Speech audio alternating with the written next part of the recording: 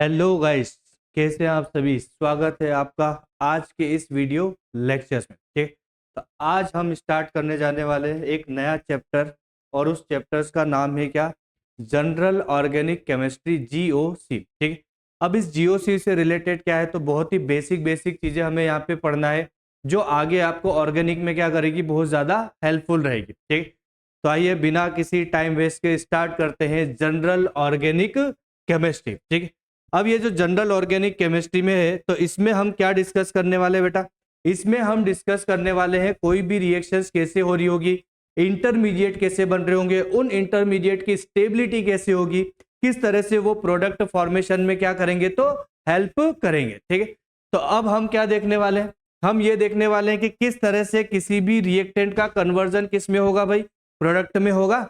अगर मैं basic reactions अगर मान लूं, तो बेसिक रिएक्शंस क्या हो रही होगी, बेसिक अगर मैं एक रिएक्शंस मान लूं, तो उस बेसिक रिएक्शन में क्या होता है बेटा, कि जो रिएक्टेंट होते हैं, जो रिएक्टेंट होते हैं वो रिएक्टेंट कन्वर्ट होते हैं किसमें, प्रोडक्ट में। जो रिएक्टेंट है वो कन्वर्ट हो रहे हैं भाई किसमें, प्रोडक्ट में।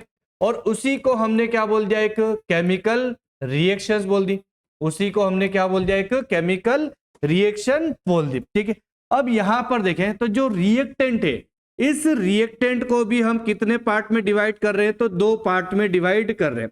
इस रिएक्टेंट को भी मैं कितने पार्ट में डिवाइड कर रहा हूं बेटा, दो पार्ट में डिवाइड कर रहा हूं। अब वो दो पार्ट क्या क्या होते हैं देखें, एक को हम क्या बोलते हैं, सबस्ट्रेट बोल देते हैं। एक जो है वो क्या कहलाता है बेटा, सबस्ट्रेट कहलाता है, या जनरली आप जिसे क्या बोलते हैं, रिएक्टेंट बोलते हैं, है ना। तो एक जो है वो सबस्ट्रेट है जिसे हम जनरली क्या बोलते हैं, तो रिएक्टेंट बोलते हैं। और एक जो स्पीशीज है उसका नाम क्या होता है, तो रिएजेंट। यानी कि हम दो चीजें यहाँ पे क्या करेंगे, डिस्कस करेंगे।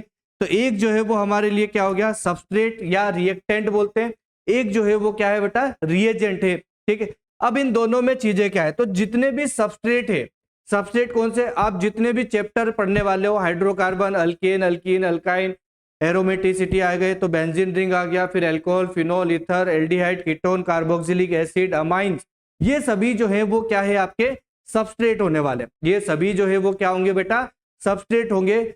यानी कि जिन पर आप क्या करवाओगे, जिन पर आप अटैक करवाओगे। तो सबस्ट्रेट क्या होता है, सबस्ट्रेट वो होता है जिन पर कोई भी स्पीशीज, ये रिएजेंट जो है वो क्या करेंगे, इस सबस्ट्रेट पर अटैक करते हैं। ये रिएजेंट जो है वो क्या करेंगे, इन सबस्ट्रेट पर अटैक करेंगे। समझ में आ रहा है क्या कह रहा हूं मैं, एक ऐसी स्पीशीज होती है जो अटैक करती है, एक स्पीशीज जिस पर अटैक होता है, एक स्पीशीज जो अटैक कर रही है और एक स्पीशीज जिस पर अटैक होता है। तो उसी के बेसिस पर हम क्या करते हैं, डिफाइन करते हैं किसको, तो रिएजेंट और सबस्ट्रेट को। तो और कैसे आइडेंटिफाई करें हम तो जनरली जो रिएजेंट होते हैं, जनरली बेटा जो रिएजेंट होते हैं उनकी क्वांटिटी जो होती है वो क्या होती है, लेस क्वांटिटी होती है। तो रिएजेंट जो है वो जनरली किसमें प्रेजेंट होंगे, reagent are generally present in a less quantity. Substrate जो है वो क्या होते हैं, थोड़े से ज्यादा क्वांटिटी में लिए जाते हैं जनरली। तो इनकी क्वांटिटी जो है वो क्या होती है बेटा, थोड़ी सी ज्यादा होती है, किसकी, सबस्ट्रेट की। ठीक है, क्या बोला हमने, पहला पॉइंट डिफाइन करना आपको किसको, सबस्ट्रेट और रिएजेंट को। तो रिएजेंट जो है वो जनरली क्या होंगे बेटा, लेस क्वांटिटी में। सबस्ट्रेट जो है वो क्या होंगे, जनरली प्रेजेंट होते हैं किसमें, मोर क्वांटिटी में। और क्या होते हैं, जिस पर ये जो है ऑन विच, इन पर क्या होता है, ऑन विच रिएजेंट, ये जो आप रिएजेंट ले रहे हो, ये रिएजेंट अटैक करते हैं किस पर, सबस्ट्रेट पर। तो ऑन विच रिएजेंट अटैक, जिस पर रिएजेंट जो है वो क्या करते हैं बेटा, अटैक करते हैं। ठीक है, उन्हीं को हम क्या बोलते हैं, तो सबस्ट्रेट बोल देते हैं। ठीक है, अब रिएजेंट जो है वो क्या होते हैं, रिएजेंट होते हैं जो अटैक करते हैं। ठीक है, रिएजेंट क्या होते हैं, अटैक करते हैं, विच अटैक ऑन, रिएजेंट जो है वो क्या करेंगे, अटैक करेंगे, किस पर अटैक करते हैं, विच अटैक ऑन सबस्ट्रेट, जो सबस्ट्रेट पे क्या करते हैं बेटा, अटैक करते हैं, उन्हें हम क्या बोल देते हैं, तो रिएजेंट बोलते हैं। ठीक है, तो ये बेसिकली चीजें हुई जिससे हम क्या सीख रहे हैं, तो रिएक्टेंट का कन्वर्जन हो रहा है बेटा किसमें, प्रोडक्ट में। रिएक्टेंट का कन्वर्जन हो रहा है किसमें, प्रोडक्ट में। तो ये हमारे लिए क्या हो गई, एक तरह से एक रिएक्शंस हो गई। अब हम देख रहे हैं कि ये अगर रिएक्शंस है तो किस तरह से हो सकती है। या अगर हम एक एग्जांपल देखें कि किस तरह से मैं आइडेंटिफाई करूंगा किसको बेटा, सबस्ट्रेट को, और किस तरह से हम आइडेंटिफाई करेंगे किसको, सबस्ट्रेट को हम क्या कर सकते हैं, किस तरह से आइडेंटिफाई कर सकते हैं। देखिए, तो एक सिंपल सी एग्जांपल लेते हैं जिसके थ्रू हम समझते हैं कि कौन सबस्ट्रेट होगा और कौन क्या हो सकता है, आपका रिएजेंट हो सकता है। चलो, तो अगर मैं एक सिंपल सी रिएक्शन देखूं जिसमें मैं बोल रहा हूं कि अल्काइल हैलाइड है RX, और इस अल्काइल हैलाइड की हम क्या करवाने वाले हैं, रिएक्शंस करवा रहे हैं। मान लें इस अल्काइल हैलाइड की रिएक्शंस हम करवा रहे हैं किसके साथ में, CN- के साथ, साइनाइड। तो यहाँ पे जो RX है वो क्या होगा, RX में रिएक्शन स्टार्ट होगी, और इस रिएक्शंस में अगर आप देखें तो यहाँ से Cl जो है वो रिमूव होगा, और इस Cn नेगेटिव ने अटैक किया है किस पर, अल्काइल हैलाइड्स पर।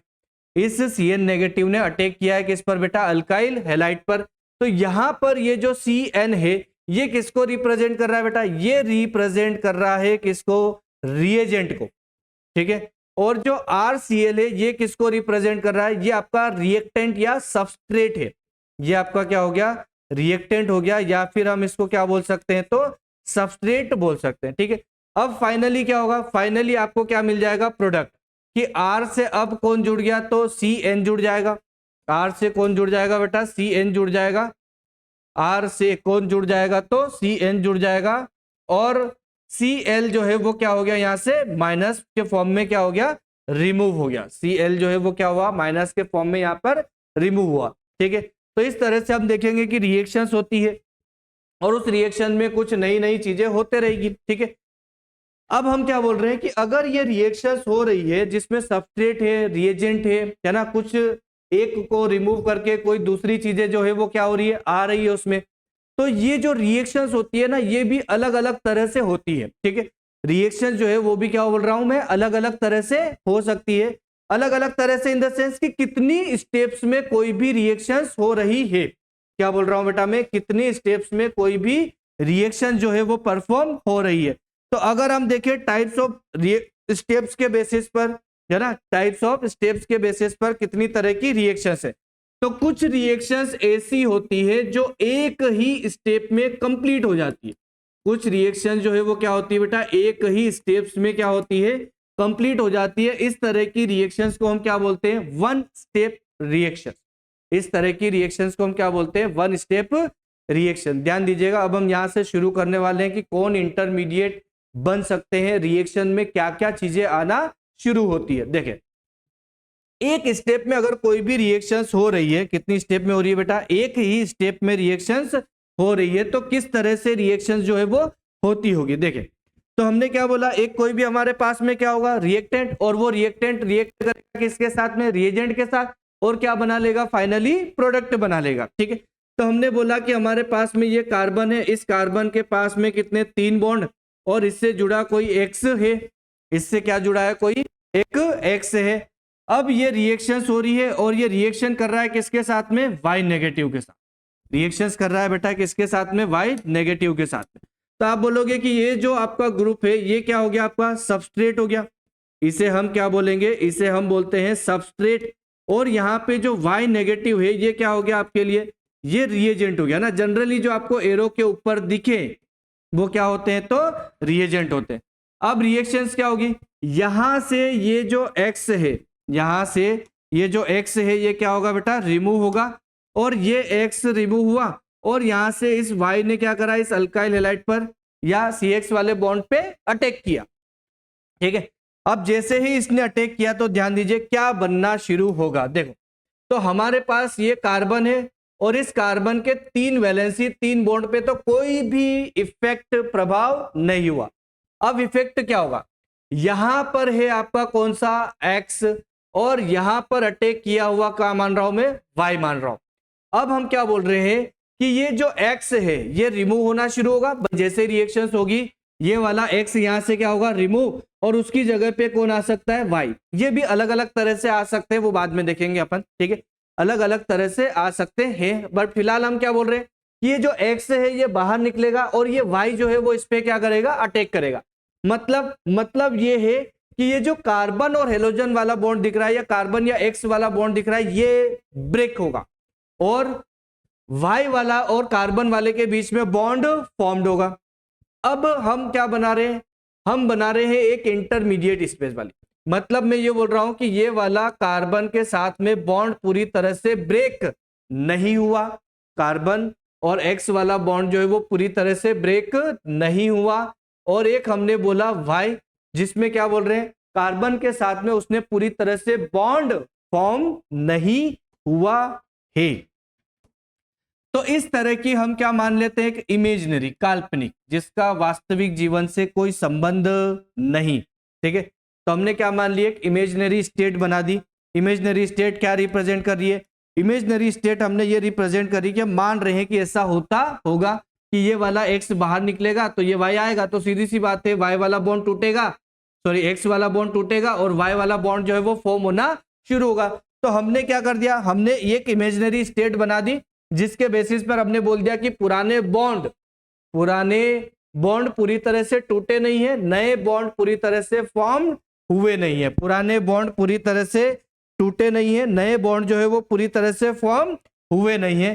तो इस तरह की जो स्टेट होती है बेटा, उसे हम बोलते हैं ट्रांजिशन स्टेट। इस तरह की जो स्टेट होती है इसको हम क्या बोलते हैं, ट्रांजिशन स्टेट बोल देते हैं, टीएस बोल रहे हैं शॉर्ट फॉर्म में, ठीक है। अब ये जो ट्रांजिशन स्टेट है ये क्या होती है, ये बहुत ही ज्यादा अनस्टेबल होती है। ट्रांजिशन स्टेट जो होती है वो कैसी होती है बेटा, बहुत ही ज्यादा अनस्टेबल है। अनस्टेबल होती है तो इसका मतलब, अनस्टेबल में भी अगर है तो इसका मतलब क्या हुआ, एनर्जी इसके पास कम होगी या ज्यादा होगी। हम बोलते हैं अगर एनर्जी कम है तो स्टेबिलिटी ज्यादा है, तो इसकी स्टेबिलिटी कम है, अनस्टेबल है, यानी कि इसके पास में जो एनर्जी है वो क्या होती है, बहुत ज्यादा होती है। इसकी एनर्जी जो है वो क्या होती है बेटा, बहुत ज्यादा होती है, हाई होती है। इसीलिए ट्रांजिशन स्टेट जो है वो कैसी है, तो अनस्टेबल है, ठीक है।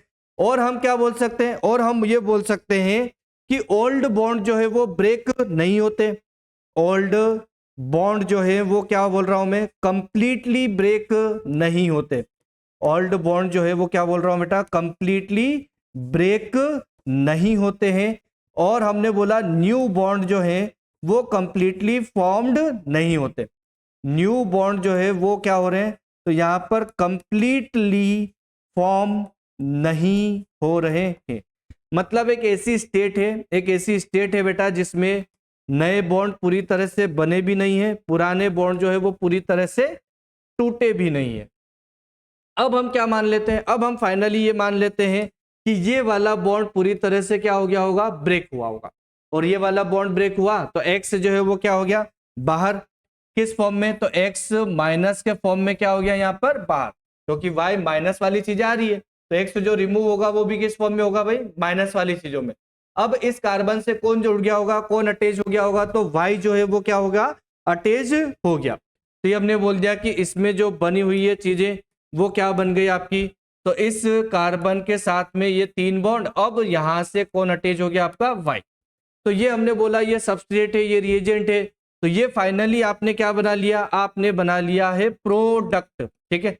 तो इस तरह से अगर कोई रिएक्शंस हो रही है तो हम उसको बोल देते हैं एक ही स्टेप में रिएक्शंस कंप्लीट हो रही है, एक स्टेप में एक ट्रांजिशन स्टेट बन रही है। क्या ध्यान रखने वाली चीज है बेटा, एक स्टेप में एक ट्रांजिशन स्टेट जो है वो बन रही है। और ट्रांजिशन स्टेट के बारे में इंफॉर्मेशन ये है कि ये ट्रांजिशन स्टेट जो है वो कैसी होती है, बहुत ही कम स्टेबल होती है, तभी तो आगे रिएक्शन में पार्टिसिपेट करेगी। नहीं तो अगर स्टेबल होता तो फिर आगे इसको पार्टिसिपेट करने की कोई जरूरत नहीं होती, ठीक है। चलिए आइए इसी रिएक्शंस का हम क्या बना लेते हैं, एनर्जी का डायग्राम, कि किस तरह से रिएक्शंस जो है वो क्या हो रही होगी, कंप्लीट हो रही होगी। तो अगर हम देखें इसको किसमें, एनर्जी के ग्राफ में, है ना, जो काइनेटिक्स में पढ़े होंगे आपने, तो ये जो एनर्जी के ग्राफ है उसको आप किस तरह से रिप्रेजेंट कर सकते हैं, ठीक है। तो एक डायरेक्शन में हमने क्या ले लिया, रिएक्टेंट की एनर्जी, प्रोडक्ट की एनर्जी, और एक डायरेक्शन में हम क्या बोल रहे हैं, जो रिएक्शंस जो है वो क्या हो रही है, प्रोग्रेस हो रही है, मतलब फॉरवर्ड डायरेक्शन में रिएक्शन जा रही है, वो किस में जा रही है, तो ये हमने बोल दिया फॉरवर्ड डायरेक्शन में रिएक्शन जा रही है, और ये हम क्या बोल रहे हैं, तो एनर्जी है। तो इस डायरेक्शन में आपने क्या ले लिया, एनर्जी, और इस डायरेक्शन में एक सेकंड इसमें रिएक्शन ले लिया, और यहां पे हम क्या बोल रहे हैं, रिएक्शन जो है वो क्या हो रही है, प्रोग्रेस हो रही है। तो ये हमने क्या बोल दिया, progress of reaction. Progress of reactions का मतलब क्या हो रहा है बेटा, रिएक्टेंट कन्वर्ट हो रहे होंगे किसमें, प्रोडक्ट में। चलो, तो हमने क्या बोला, हमने ये बोला कि पहले एनर्जी जो है वो हो गई, और उसके बाद में जैसे ही ट्रांजिशन हुआ उस इसकी एनर्जी जो है वो क्या हो गई, बहुत ज्यादा इंक्रीज हुई है। क्या ध्यान रखना है, एनर्जी जो है वो क्या हुई बेटा, बहुत ज्यादा इंक्रीज हुई है। ठीक है, अब इसको अगर मैं ग्राफ में देखूं तो कैसा होगा, यहां पर मान लेते हैं हमारा कोई रिएक्टेंट है, उसने रिएक्शन स्टार्ट करी, रिएक्टेंट ने रिएक्शन स्टार्ट करके कहां पहुंचा, वो ट्रांजिशन स्टेट पे। जैसे ही ट्रांजिशन स्टेट पे पहुंचा उसकी एनर्जी क्या हो गई बेटा, बहुत ज्यादा हाई हो गई है, बहुत ज्यादा हाई हुई है। तो ऐसा हमने एनर्जी क्या की होगी, इसको दी होगी। ठीक है, और फिर फाइनली ये कन्वर्ट हुआ है किसमें, तो प्रोडक्ट में कन्वर्ट हो गया। ठीक है, फाइनली ये कन्वर्ट हो गया किसमें बेटा, प्रोडक्ट में कन्वर्ट हो गया।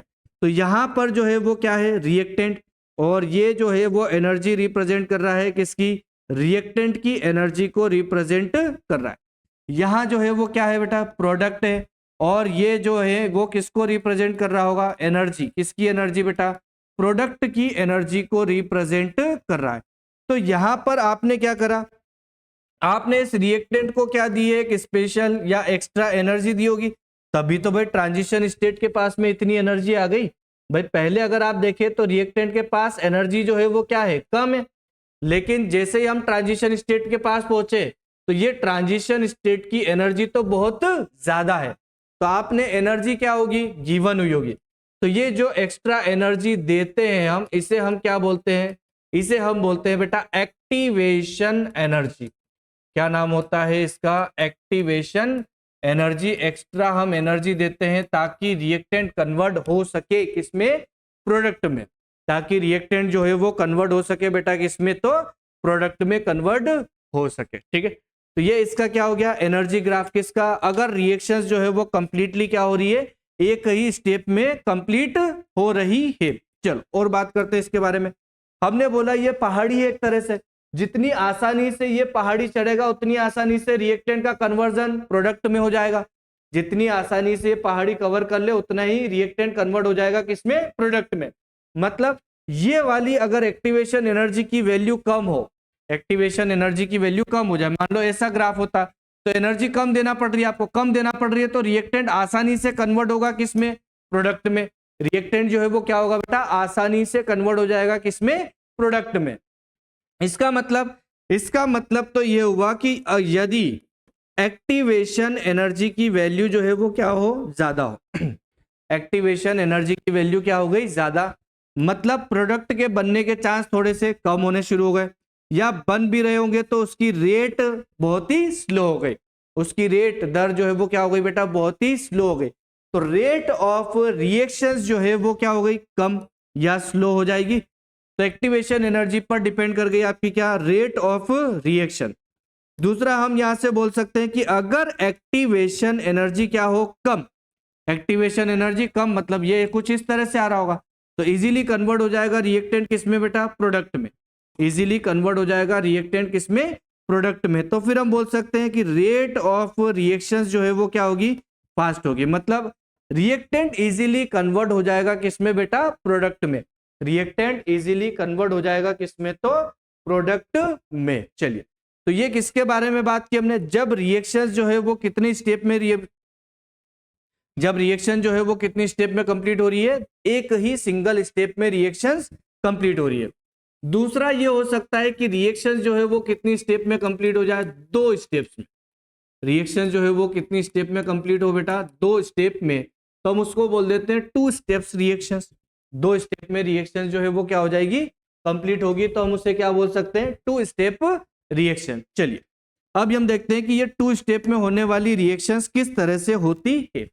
तो हमने क्या लिया, वही हमारा कार्बन, इससे बनने वाले 4 बॉन्ड, और कौन है, एक एक्स, ये क्या हो गया आपके पास में, सबस्ट्रेट। ये जो है ये किसको रिप्रेजेंट कर रहा है आपका, ये रिप्रेजेंट कर रहा है बेटा किसको, सबस्ट्रेट को।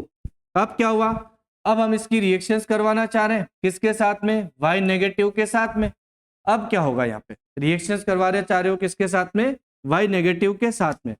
तो फिलहाल फर्स्ट स्टेप में इसकी कोई जरूरत नहीं, फर्स्ट स्टेप में आपको इसकी कोई जरूरत नहीं है। क्यों नहीं है, देखे होता क्या है इस तरह की रिएक्शन में कि पहले ये वाला बॉन्ड जो है वो क्या हो रहा है, ब्रेक हो रहा है।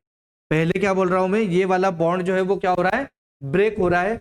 और अगर ब्रेक हो रहा है तो फिर क्या बन रहा है, ब्रेक होने के बाद में इस कार्बन की वैलेंसी, ब्रेक होने के बाद में एक बॉन्ड टूट गया भाई, और एक बॉन्ड टूटा तो इस कार्बन की वैलेंसी क्या हो गई, कम। पहले इलेक्ट्रॉन अगर अब देखें तो 4 बॉन्ड थे, 4 बॉन्ड के बाद में तो 4 से एक बॉन्ड बनने में 2 इलेक्ट्रॉन, 4 बॉन्ड 8 इलेक्ट्रॉन, यानी कि इसका ऑक्टेट जो है वो क्या था, कंप्लीट। अब आपके पास में कितने बॉन्ड बन गए, तो 3 बॉन्ड बने, और बाहर निकल गया यहां पर कौन, एक्स माइनस के फॉर्म में, बाहर निकला एक्स माइनस के फॉर्म में। माइनस कब आता है बेटा, तो माइनस तब आया होगा जब ये इलेक्ट्रॉन लेके निकला होगा, यानी कि दोनों के दोनों इलेक्ट्रॉन जो है वो कौन लेके निकल गया, एक्स। अब अगर एक्स इलेक्ट्रॉन लेके गया तो कार्बन को तो क्या हो गई, कमी, और अगर कार्बन को हुई कमी तो कार्बन पे आया चार्ज।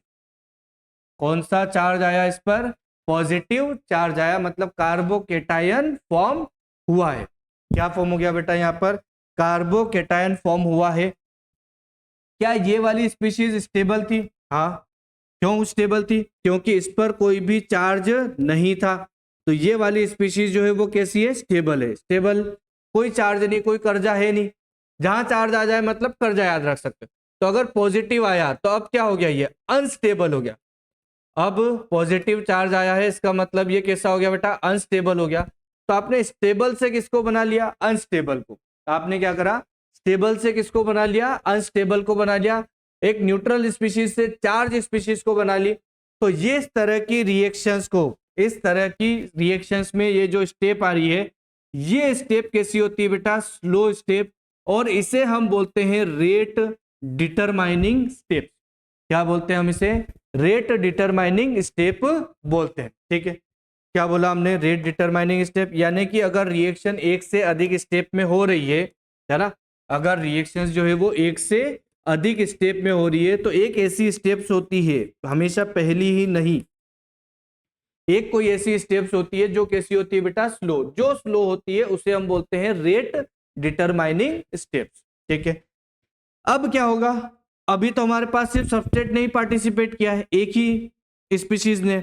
अब क्या होगा, अब होगा आपके पास में रिवाई नेगेटिव, जो रिएजेंट है वो क्या करेगा, अब अटैक करना शुरू करेगा, किस पर, इस कार्बन पर। तो इस कार्बन पे चार्ज जो है वो कौन सा है, पॉजिटिव है।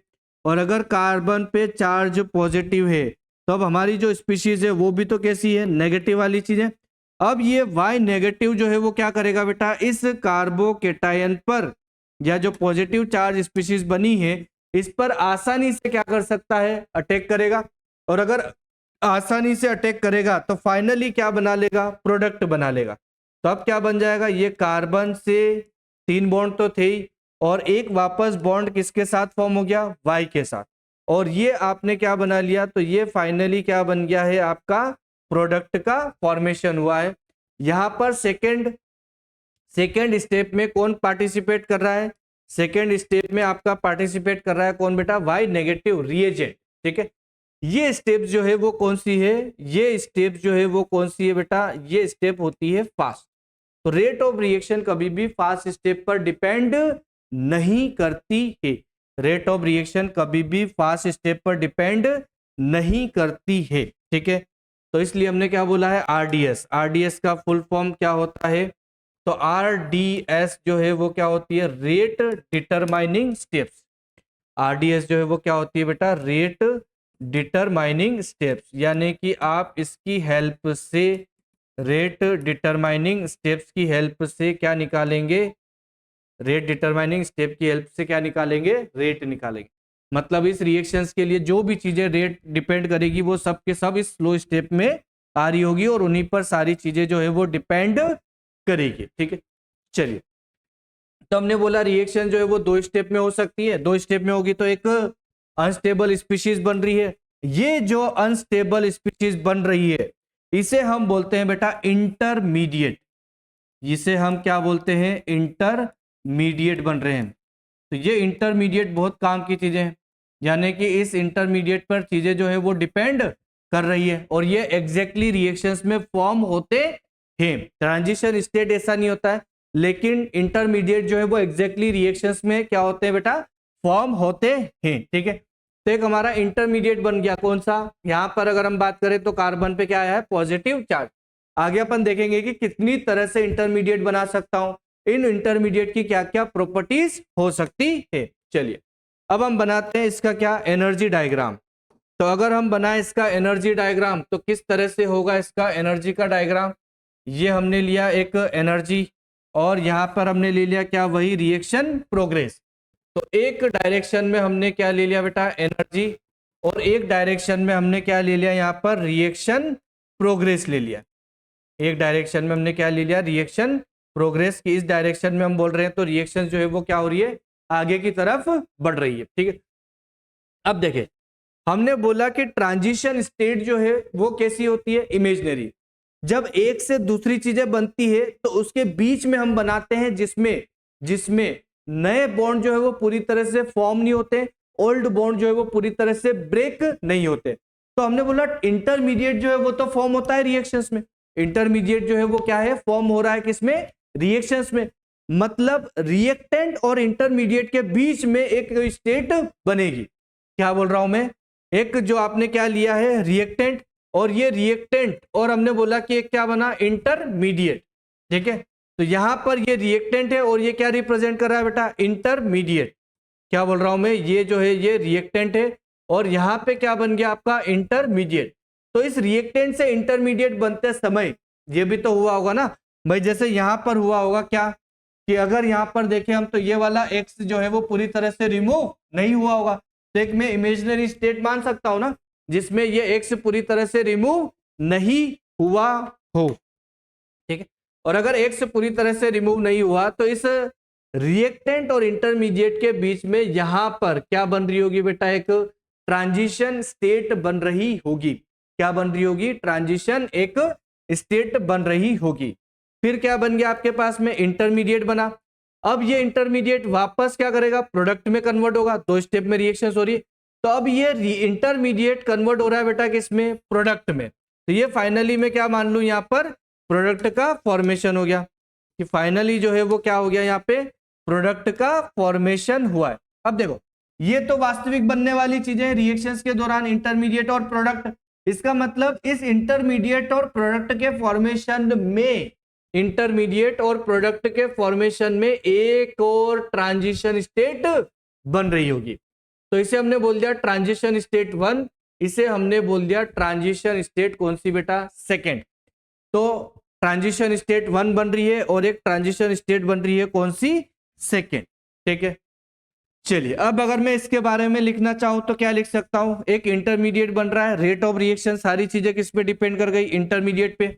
तो इंटरमीडिएट वाली चीजों को देखेंगे हम, स्टेबिलिटी देखेंगे, फॉर्मेशन देखेंगे, वो सारी चीजें। ठीक है, चलिए अब मेन चीजें यहाँ पे ये है कि अगर आपसे ये पूछ ले नंबर ऑफ ट्रांजिशन स्टेट, ठीक है, क्या पूछ ले आपसे, नंबर ऑफ ट्रांजिशन स्टेट, या अगर मुझे निकालना हो टोटल ट्रांजिशन स्टेट, तो किसी भी रिएक्शंस में आपसे पूछ ले, या ऐसा ग्राफ ही दे दे और आपसे पूछ ले find the number of transition state, कैसे फाइंड आउट करूंगा मैं।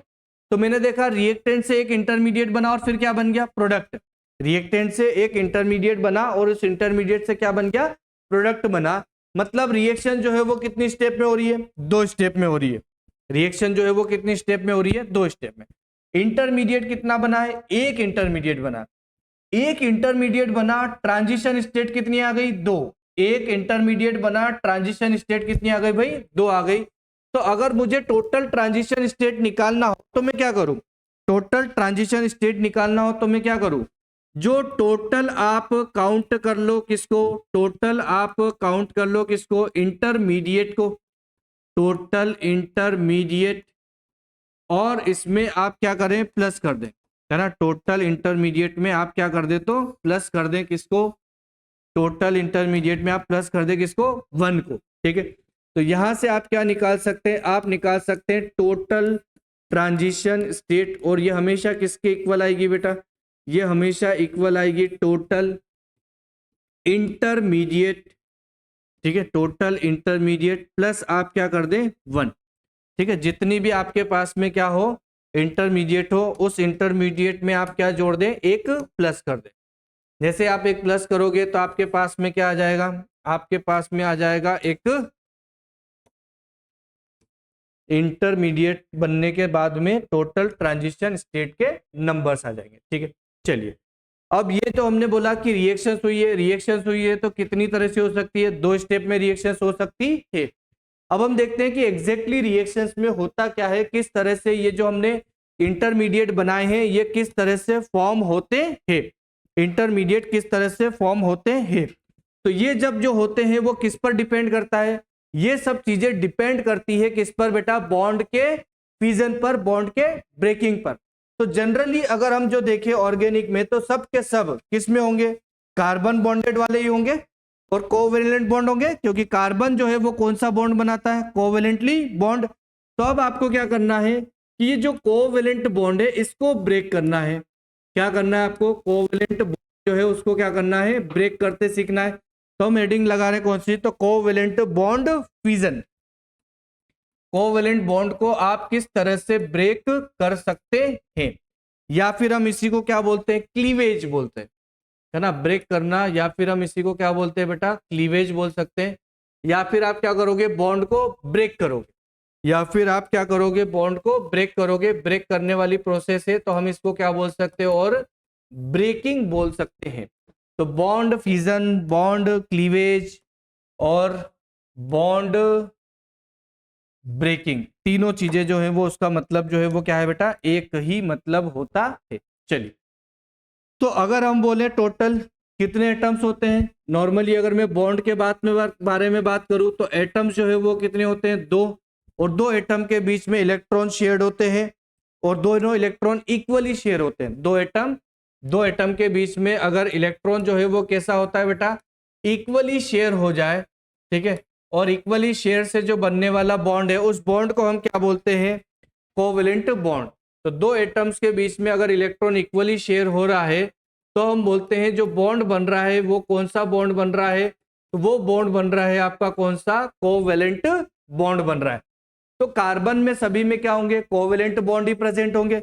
अब ये जो कोवेलेंट बॉन्ड है इसको कैसे ब्रेक कर सकता हूं, इस कोवेलेंट बॉन्ड को कैसे ब्रेक कर सकता हूं, तो अगर आप इसको क्या कर दो, एनर्जी सप्लाई कर दो, है ना, अगर हम क्या कर दें, इसमें एनर्जी सप्लाई कर दें, तो जैसे ही आप इसको एनर्जी दोगे, एनर्जी सप्लाई करोगे, तो फिर क्या होगा, जैसे आप इसको एनर्जी सप्लाई करोगे तो बॉन्ड ब्रेकिंग हो सकती है। तो जैसे ही हम इसमें क्या दे देंगे, एनर्जी, जैसे ही आप इसको एनर्जी दोगे तो जो बॉन्ड है वो क्या हो सकता है, तो ब्रेक हो सकता है। मतलब एक्स्ट्रा अगर आप एक एनर्जी दे दो, एक्स्ट्रा एक आप एनर्जी दे दो तो उस एनर्जी से क्या हो सकता है, उस एनर्जी से बॉन्ड ब्रेक हो सकता है। तो एक्स्ट्रा एनर्जी देकर आप क्या कर सकते हैं बेटा, बॉन्ड को ब्रेक कर सकते हैं। अब हम देख रहे हैं कि ये जो बॉन्ड को ब्रेक करना है तो मैं इस बॉन्ड को कितनी तरह से ब्रेक कर सकता हूं, ठीक है। तो इस बॉन्ड को ब्रेक करने के तरीके जो हैं वो कितने हैं, 2 है। इस बॉन्ड को ब्रेक करने के तरीके जो हैं वो कितने हैं बेटा, हमारे पास में 2 तरीके हैं। एक जो तरीका है वो ये है कि होमोलिटिक फिजन हो जाए, एक जो तरीका है वो कौन सा हो बेटा, होमोलिटिक फिजन हो जाए, ब्रेक जो है वो होमोलिटिकली हो, है ना, जिसको हम क्या बोल सकते हैं, तो होमोलिटिक फिजन बोल सकते हैं। एक जो होता है वो क्या होता है, हेट्रोलिटिक फिजन होता है। एक जो है वो कौन सा होगा, होमोलिटिक, एक जो है वो कौन सा होगा, तो हेट्रोलिटिक फिजन होगा। अब ये होमोलिटिक या हेट्रोलिटिक में क्या क्या चीजें होती है, होमोलिटिक या हेट्रोलिटिक में क्या क्या चीजें बनेगी, तो आगे हम देखेंगे जनरली कि होमोलिटिक में अगर हो रहा है तो फिर क्या बनता है, फ्री रेडिकल बनता है। होमोलिटिक अगर फिजन हो रहा है बेटा तो क्या बना देता है, ये फ्री रेडिकल बना देता है। और अगर हेट्रोलिटिक फिजन हो रहा है तो 2 चीजें बन सकती है, या तो बनेगा आपका केटायन या फिर बनेगा आपका क्या, एनायन। या तो पॉजिटिवली चार्ज स्पीशीज कुछ फॉर्म होगी या फिर क्या होगी, तो नेगेटिवली चार्ज स्पीशीज कुछ फॉर्म होगी। और यही तीनों जो है वो क्या है, हमारे इंटरमीडिएट है, और यही तीनों जो है वो क्या कहलाते हैं बेटा, इंटरमीडिएट कहलाते हैं। तो बेसिकली अब हम क्या पढ़ने जा रहे हैं, किस तरह से फॉर्मेशन होता है किसका, इंटरमीडिएट का, और इस इंटरमीडिएट की क्या क्या प्रॉपर्टी हो सकती है, किस तरह से इंटरमीडिएट जो है वो फॉर्म होता है और उसकी क्या क्या प्रॉपर्टी हो सकती है। चलिए, तो एक हम पढ़ रहे हैं कौन सा बेटा, होमोलिटिक फिजन जो है वो कौन सा हो जाए, होमोलिटिक, यानी कि बॉन्ड ब्रेकिंग जो है वो कैसी हो, होमोलिटिक हो। ठीक है, तो अगर होमोलिटिक बॉन्ड फिजन आ गया तो उस कंडीशन में हम किस तरह से उसको डील करेंगे। तो होमोलिटिक बॉन्ड फिजन में किस तरह से डील होता है, देखें। तो हमने क्या बोला, ये जो कार्बन है और ये एक कार्बन है और इससे जुड़े हुए कुछ भी हो सकते हैं। अब ये जो बॉन्ड बना होगा तो इस कार्बन कार्बन के बीच में 2 इलेक्ट्रॉन शेयर्ड हुए होंगे। इस कार्बन कार्बन के बीच में कितने इलेक्ट्रॉन शेयर्ड हुए होंगे बेटा, 2। अब हम क्या बोल रहे हैं, इसको ब्रेक करना है। ब्रेक कैसे करना है आपको, होमोलिटिकली फिजन करवाना है। तो अगर जैसे ही आप इसका होमोलिटिकली फिजन करोगे तो क्या होगा, होमोलिटिकली फिजन को हम क्या रिप्रेजेंट करते हैं, हाफ हुक एरो से रिप्रेजेंट करते हैं। क्या बोल रहा हूं मैं, हाफ हुक एरो से रिप्रेजेंट करते हैं। और होमो का मतलब क्या होता है बेटा, होमो का मतलब होता है सेम। मतलब ये है कि ये बॉन्ड ब्रेक करूं और दोनों को एक एक इलेक्ट्रॉन वापस दे दो, जिनका जितना कंट्रीब्यूशन था उतना उन्हीं को वापस मिल जाए।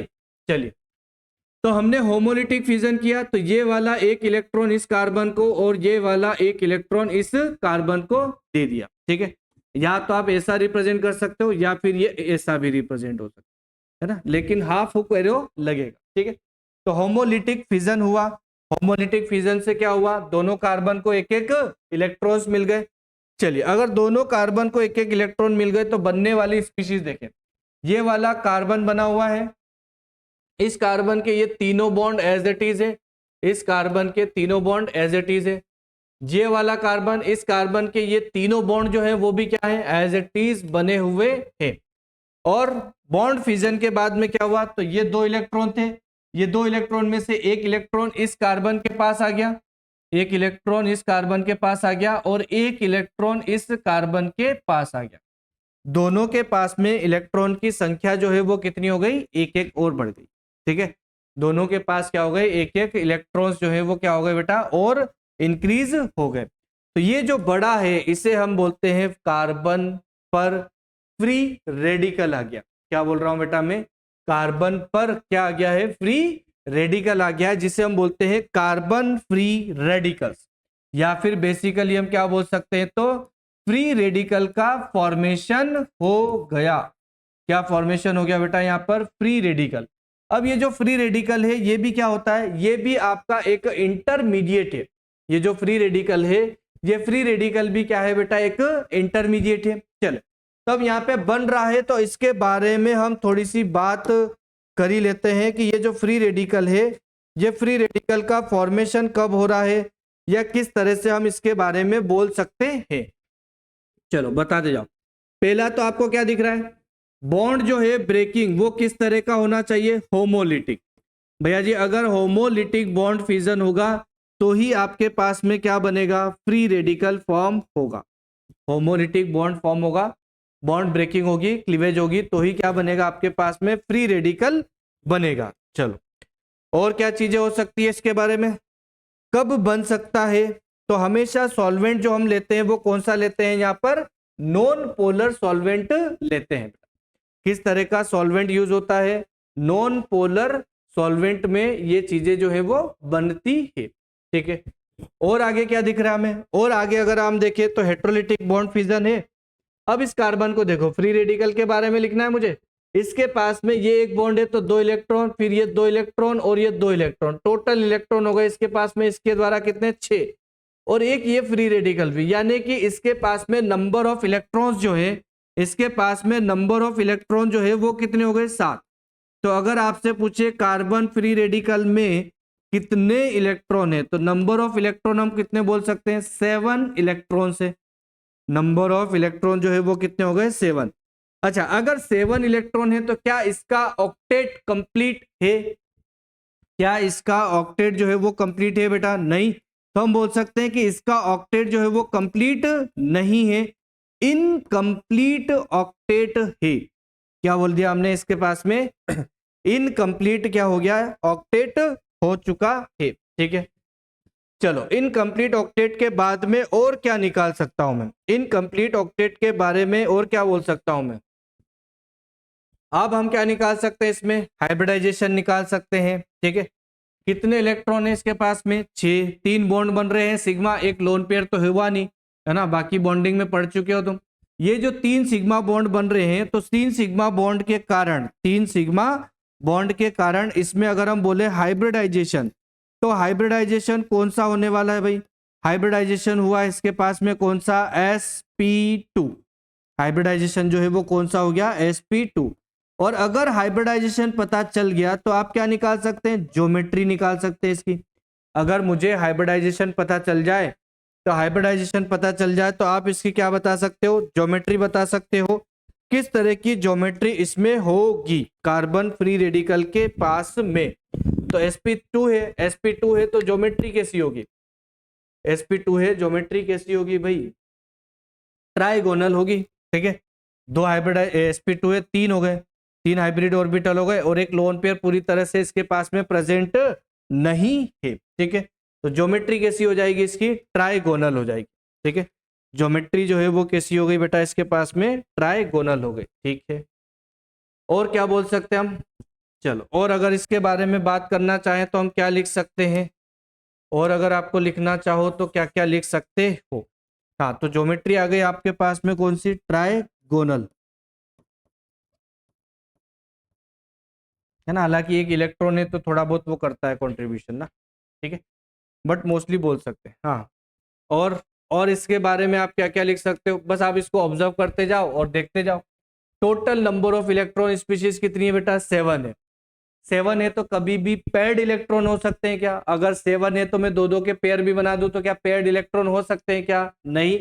और अगर अनपेयर्ड इलेक्ट्रॉन है इसके पास में, है ना, यहाँ पे हम क्या बोल सकते हैं कि इसके पास इलेक्ट्रॉन जो है वो कैसे हो गए बेटा, अनपेयर्ड।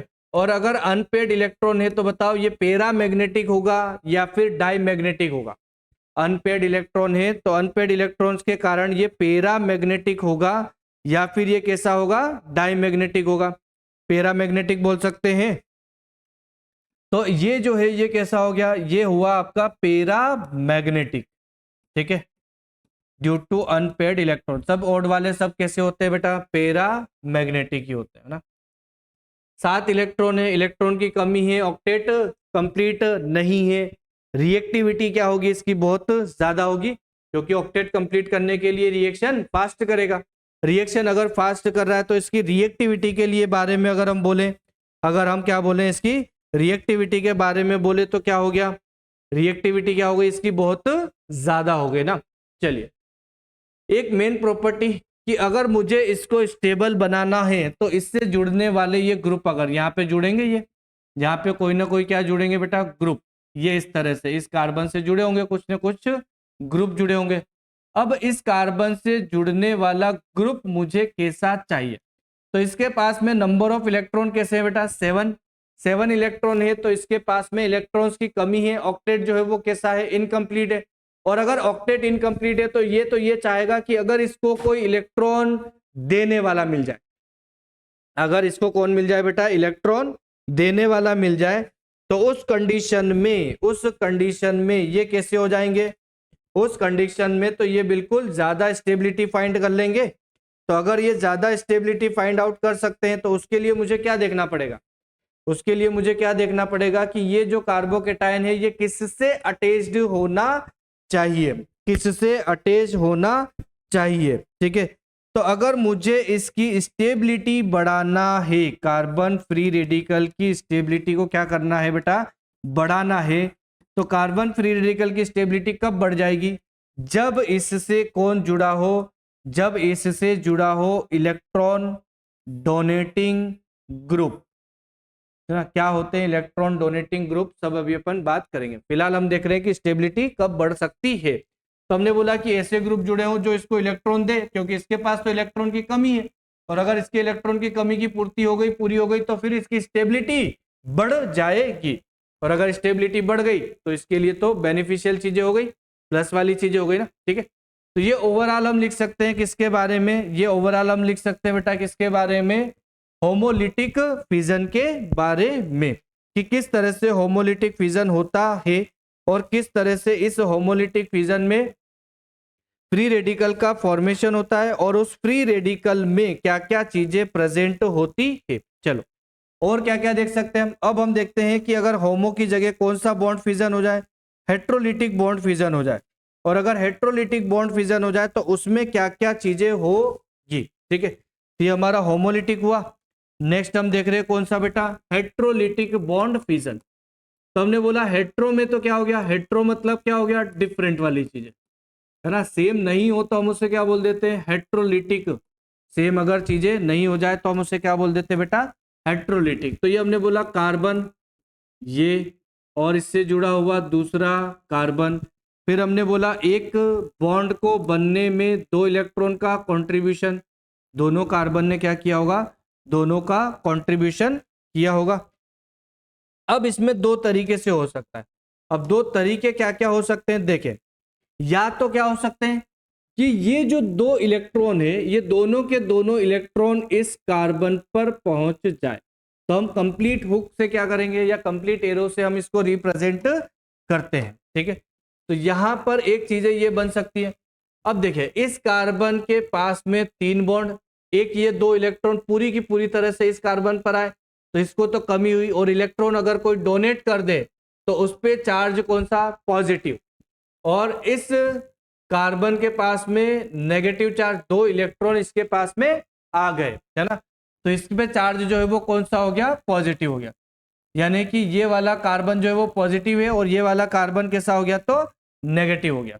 या उल्टा भी हो सकता है, उल्टा क्या हो जाए कि भैया जी अगर ये बॉन्ड जो ब्रेकिंग करवा रहे हो आप, और ये बॉन्ड ब्रेकिंग कुछ इस तरह से हो जाए कि ये 2 फ्री कार्बन के इलेक्ट्रॉन जो शेयर्ड हुए हैं, अब ये हो सकता है कि ये दोनों के दोनों इलेक्ट्रॉन इस कार्बन पे चले जाए, है ना। वो डिपेंड करेगा बेटा किस पर, कंडीशन पे। हम देखेंगे अलग अलग रिएक्शंस में कंडीशन अलग अलग अप्लाई होगी, तो उस कंडीशन में बॉन्ड अलग अलग तरह से ब्रेक होंगे। ठीक है, तो यहां पर अब क्या हो गया, यहां पर ये हुआ कि अब इस कार्बन पर इलेक्ट्रॉन आ गए तो इसने एक्सेप्ट किए होंगे, तो चार्ज कौन सा, नेगेटिव लेगा ये।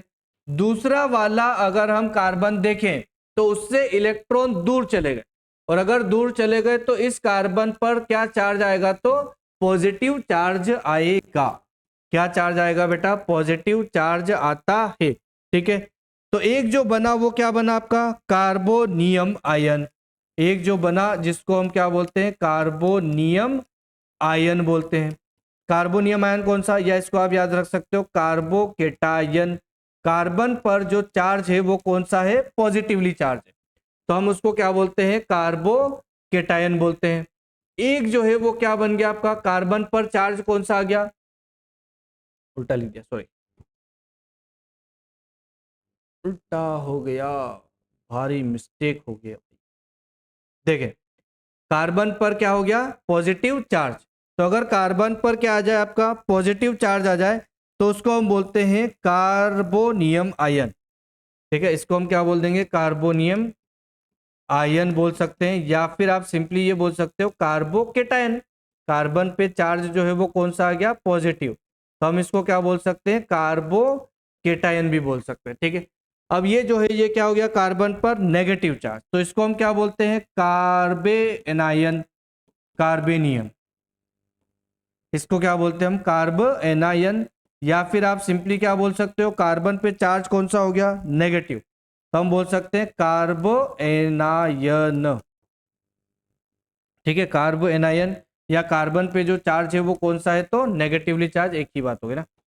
तो इससे भी आप क्या कर सकते हैं, तो आइडेंटिफाई कर सकते, सॉरी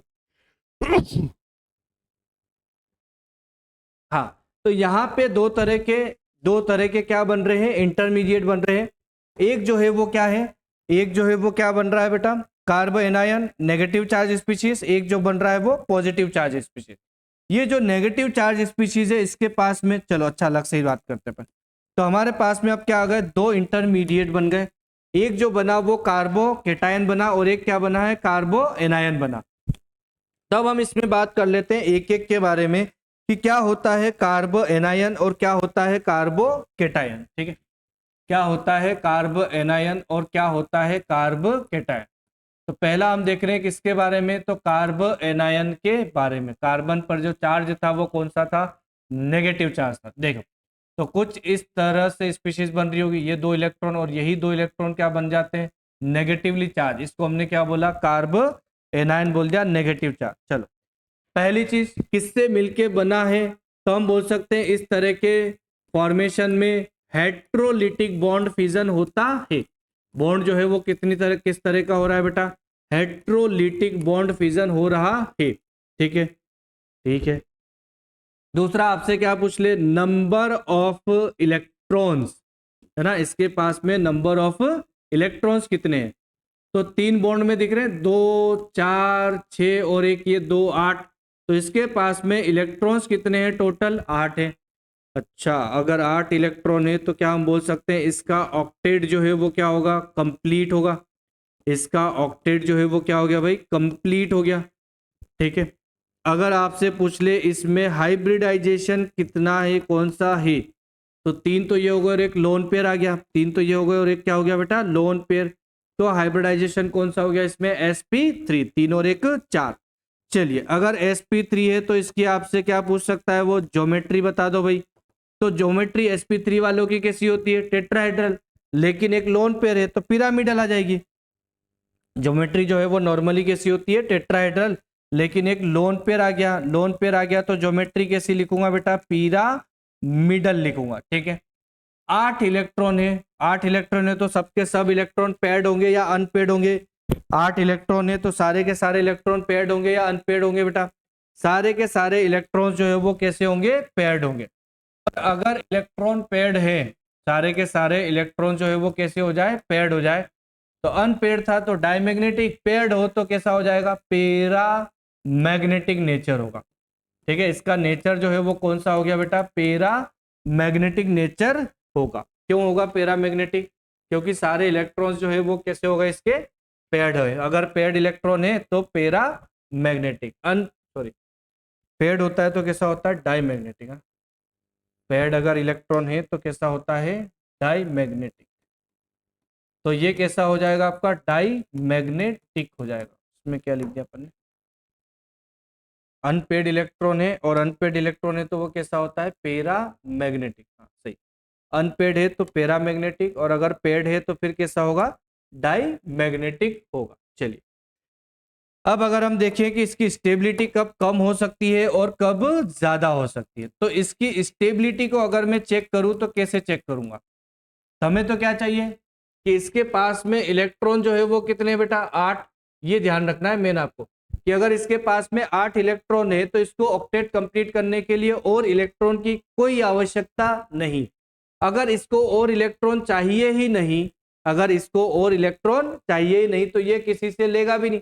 मतलब ऐसे ग्रुप होना चाहिए जो इससे इलेक्ट्रॉन ले, है ना, ऐसे ग्रुप होना चाहिए जो ये किससे जुड़ा हो बेटा, तो जो ग्रुप है वो कौन से हो, इलेक्ट्रॉन विड्रॉइंग ग्रुप जुड़े हो। अगर इससे इलेक्ट्रॉन विड्रॉइंग ग्रुप जुड़े होंगे, इलेक्ट्रॉन विड्रॉइंग ग्रुप जुड़े होंगे तो फिर इसकी स्टेबिलिटी जो है वो क्या होगी, बढ़ेगी।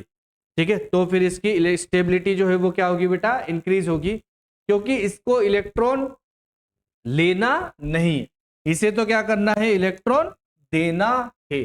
चल नेक्स्ट देखे, ये हो गया हमारे पास में सेकेंड, कार्बो एनायन।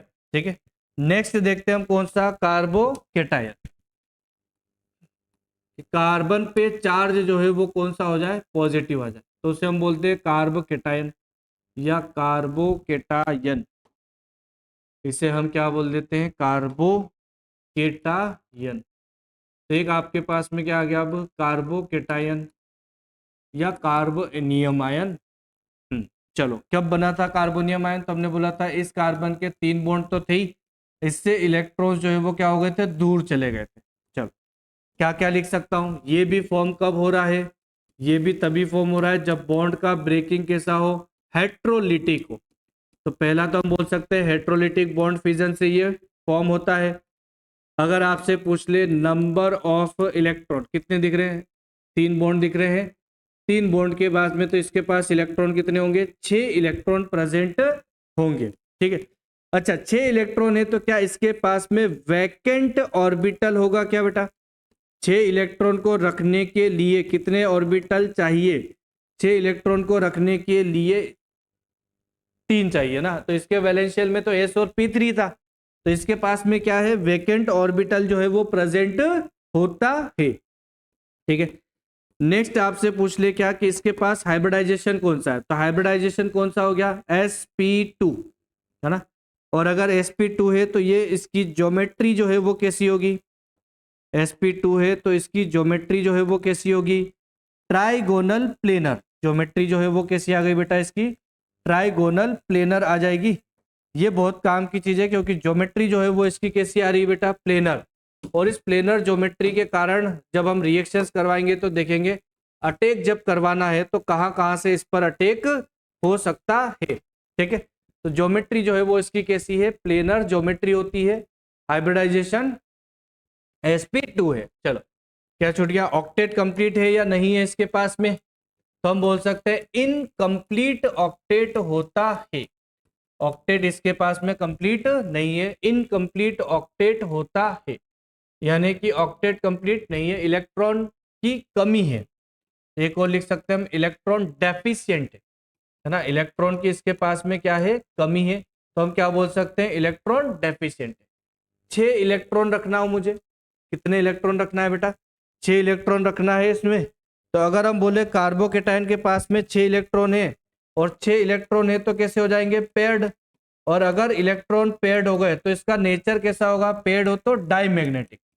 अगर नेचर देखे मैग्नेटिक कैरेक्टर आपसे पूछ ले तो पेयर्ड है तो कैसा हो जाएगा, डायमैग्नेटिक हो जाएगा। चलिए अब अगर मुझे इसकी स्टेबिलिटी बढ़ाना है, अगर मुझे क्या करना है, इसकी स्टेबिलिटी को इंक्रीज करना है, तो ये कैसा बन गया है, ये इसके पास में ऑक्टेट कंप्लीट नहीं है, इनकम्प्लीट ऑक्टेट है।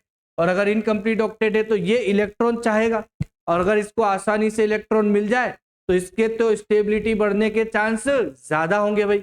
तो इससे कौन जुड़े होने चाहिए, इससे जुड़े होने चाहिए इलेक्ट्रॉन डोनेटिंग ग्रुप।